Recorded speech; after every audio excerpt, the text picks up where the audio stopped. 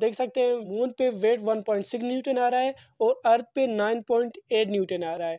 Mass constant है, मास दोनों में 1। अस्सलाम वालेकुम फ्रेंड्स, मैं हूं अयूब खान और आप देख रहे हैं Ayub Khan official YouTube channel. Friends, आज की इस वीडियो के अंदर हम बात करने जा रहे हैं वेट का, जो कि क्लास 9 का चैप्टर नंबर 3 है डायनामिक्स, जिसमें वेट का मेंशन किया गया है। तो आज हम वेट को जानेंगे कि वेट होता क्या है, वेट का जो मैथमेटिकल इक्वेशन है वो हम डिराइव करेंगे, और साथ ही साथ ये भी जानेंगे कि आज तक हम जो पढ़ते आ रहे हैं कि वेट चेंज होता है, किसी भी अगर हम एक प्लेनेट से दूसरे प्लेनेट तक जाएं तो वेट की वैल्यू चेंज हो जाता है, लेकिन मास कांस्टेंट रहता है। तो ये क्यों होता है, ये भी मैं इस वीडियो के अंदर आपको क्लियर कर दूंगा, तो वीडियो के लास्ट तक बने रहें। तो सबसे पहले आते हैं वेट की तरफ। वेट क्या होता है? Weight is a force with which earth attract anything towards its centre. Weight basically एक फोर्स होता है with which earth attracts anything towards its centre. Weight क्या होता है? एक फोर्स होता है जिसके जरिए अर्थ किसी भी चीज़ को अपने सेंटर की तरफ खींचता है। तो हमने सेकंड लॉ ऑफ मोशन में पढ़ा था फोर्स की डेफिनेशन को। तो फोर्स क्या होता था? The product of mass and acceleration. जो भी ऑब्जेक्ट मोशन में होता है उसके मास और उसके एक्सेलरेशन को हम मल्टीप्लाई करके फोर्स को ऑब्टेन करते थे। यहाँ पे भी वेट क्या होता है? एक फोर्स होता है। तो इसका मतलब हम वेट के लिए फोर्स का इक्वेशन यूज कर सकते हैं। तो फोर्स क्या होता था?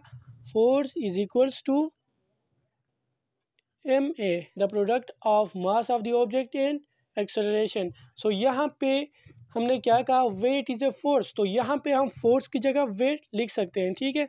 सो force is equals to weight, हमने फोर्स की जगह वेट लिखा, ठीक है, और m की जगह हम m लिखते हैं। और यहाँ पे देखें, जब भी कोई ऑब्जेक्ट वर्टिकली डिस्टेंस ट्रेवल कर रहा होता है, जब वो वर्टिकली मूव कर रहा होता है, तब हम एक्सेलरेशन ड्यू टू ग्रेविटी कह सकते हैं, क्योंकि उस ऑब्जेक्ट के अंदर एक्सेलरेशन जो प्रोड्यूस होती है वो ग्रेविटी की वजह से प्रोड्यूस होता है। तो ऑब्जेक्ट के अंदर जो एक्सेलरेशन प्रोड्यूस होती है वो एक्सेलरेशन ड्यू टू ग्रेविटी होती है, ठीक है। एक्सेलरेशन ड्यू टू ग्रेविटी, और एक्सेलरेशन ड्यू टू ग्रेविटी को हम जी से रिप्रेजेंट करते हैं और इसका स्पेसिफिक वैल्यू होता था, ठीक है। तो यहाँ पे भी हम एक्सेलरेशन की जगह एक्सेलरेशन ड्यू टू ग्रेविटी लगाएंगे, जी। तो हमारे पास इक्वेशन आ गया W is equals to M G, और जी की जो स्पेसिफिक वैल्यू है वो क्या है? 9.8 मीटर पर सेकंड स्क्वायर। किसी भी ऑब्जेक्ट का मास दिया जाए तो हम उसको जी के साथ मल्टीप्लाई करके उसका वेट फाइंड आउट कर सकते हैं। तो अर्थ पे जी की वैल्यू क्या है? 9.8 मीटर पर सेकंड स्क्वायर है। सपोज हमारे पास एक मास है 1 किलोग्राम, ठीक है, 1 किलोग्राम, ठीक है। अब इसका हम अर्थ पे वेट फाइंड आउट करना चाहें तो weight is equals to mass क्या है? 1 किलोग्राम, ठीक है। इसको हम मल्टीप्लाई करेंगे जी से, जी की वैल्यू क्या है? 9.8 मीटर पर सेकंड स्क्वायर। और याद रखें, वेट को अभी हमने पढ़ा, वेट फोर्स होता है, तो वेट की यूनिट भी न्यूटन होगी, जिस तरह फोर्स का यूनिट न्यूटन था। तो हम यहाँ पे भी वेट का यूनिट न्यूटन लेंगे। Weight is equals to 1 multiply by 9.8 is equals to 9.8। अब यहाँ पे हम न्यूटन लगाएंगे क्योंकि ये फोर्स का यूनिट है और वेट भी फोर्स है।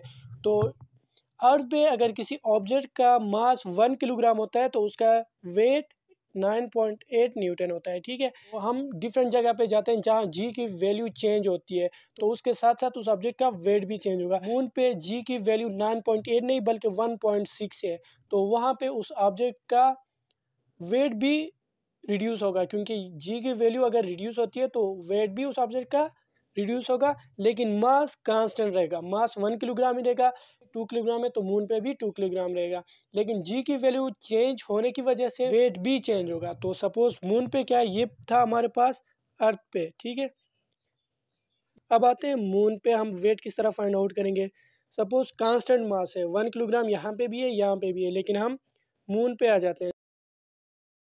मून पे क्या होगा? मून पे जी की वैल्यू होती है 1.6 मीटर पर सेकेंड स्क्वायर, ये होती है जी की वैल्यू मून पे, ठीक है। तो हम इसका वेट किस तरह फाइंड आउट करेंगे? Weight is equals to 1 kilogram into 1.6 metre per second square, ठीक है। So weight is equals to 1 into 1.6 is equals to 1.6 newton. उस ऑब्जेक्ट का वेट होगा मून पे, ठीक है। ये वेट हो गई हमारे पास मून में। तो आप देख सकते हैं मून पे वेट 1.6 न्यूटन आ रहा है और अर्थ पे 9.8 न्यूटन आ रहा है।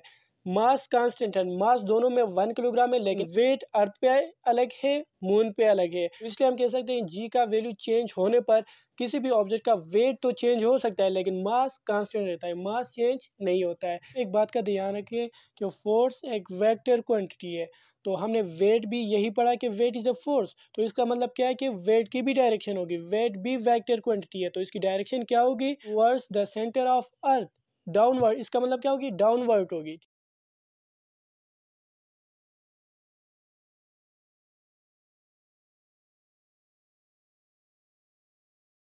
वेट की डायरेक्शन क्या होगी, towards the centre of earth. Centre of earth क्या मतलब होगी, डाउनवर्ड होगी। सिंपली हम कह सकते हैं वेट की डायरेक्शन डाउनवर्ड होगी। ठीक है, आई थिंक यहाँ तक आपको सारे पॉइंट समझ में आ गए होंगे। अगर वीडियो अच्छी लगी है तो वीडियो को लाइक करें, चैनल पे नए हैं तो चैनल को सब्सक्राइब करें। मिलते हैं नेक्स्ट वीडियो में, तब तक के लिए अल्लाह हाफिज़।